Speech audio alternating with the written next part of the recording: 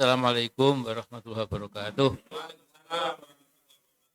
Jadi saya diberi tugas oleh teman-teman kita semua untuk membacakan pointers, pernyataan bersama advokat, ulama, tokoh bangsa, dan aktivis nasional perihal 1 bulan jelang Joko Widodo lengser, seret saudara Joko Widodo ke penjara pasca lengser.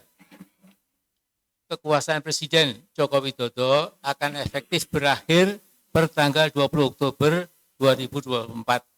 Itu artinya usia kekuasaan Jokowi demi hukum akan berakhir dalam tempo 1 bulan lagi.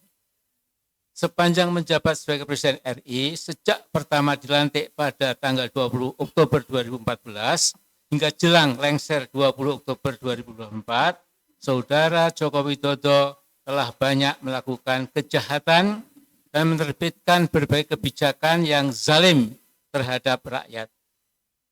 Bukan dengan hal ini advokat, ulama, tokoh bangsa, dan aktivis nasional menyampaikan pernyataan sebagai berikut. Pertama, bahwa segala kejahatan dan kezaliman saudara Jokowi telah diketahui dan dirasakan dampaknya oleh seluruh rakyat.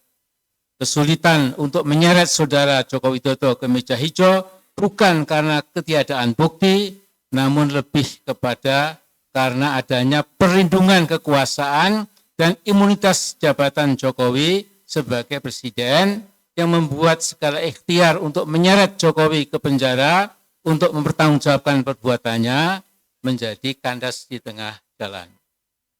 Kedua, begitu juga ikhtiar untuk menuntut secara hukum terhadap dinasti politik Jokowi, baik terhadap Gibran Raka Buming Raka, Kaisang Pangarep, Bobi Nasution, dan Kahiyang Ayu. Semua ikhtiar menjadi mentok bukan karena ketiadaan bukti hukum, melainkan karena adanya perlindungan kekuasaan Presiden terhadap dinasti politiknya, sehingga upaya untuk menyeret dinasti politik Jokowi ke penjara juga mentok, tak bisa berlanjut hingga ke pengadilan.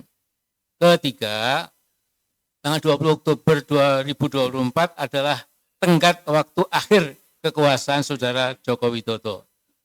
Setelah itu, saudara Joko Widodo tidak lagi memiliki kekuasaan yang bisa digunakan untuk melindungi kejahatan dirinya dan dinasti politiknya dari tuntutan hukum seluruh rakyat. Tidak akan bisa mengelak lagi insya Allah.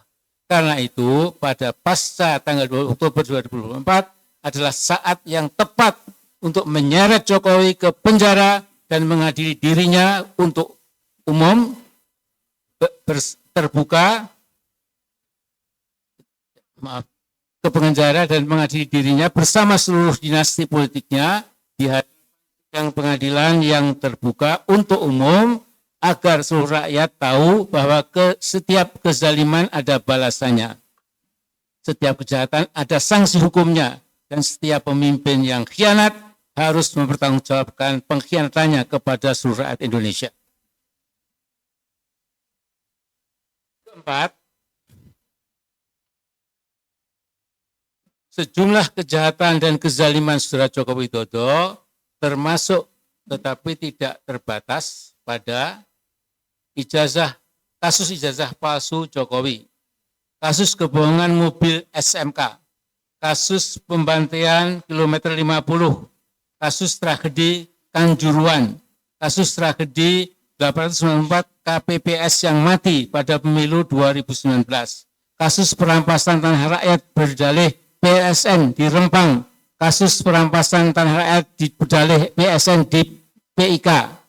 2. Kasus perampasan tanah rakyat berdalih proyek IKN di Kaltim, kasus perampasan hak buruh melalui Undang-Undang Omnibus Law Cipta Kerja, kasus pembungkaman HTI dan FPI, kasus penistaan agama, kasus tuduhan terorisme pada ulama dan aktivis, kasus mendiskreditkan ajaran Islam khilafah, kasus pecah belah umat Islam, kasus pecah belah parpol, dan perampasan kedaulatan partai politik dan berbagai kejahatan dan kezaliman lainnya harus dibawa ke proses hukum di pengadilan untuk dimintai pertanggungjawaban di muka hukum. Kelima, kasus dugaan ijazah palsu Gibran dan usia Gibran yang belum genap 40 tahun menjadikan Gibran Raka Buming Raka tidak memenuhi syarat untuk menjadi Wakil Presiden Republik Indonesia. Karena itu, segenap rakyat nantinya harus menuntut MPR RI untuk melakukan sidang istimewa dengan agenda memakzulkan Gibran Raka Buming Raka dari jabatannya sebagai Wakil Presiden, sekaligus memilih dan menetapkan wapres penggantinya. 6.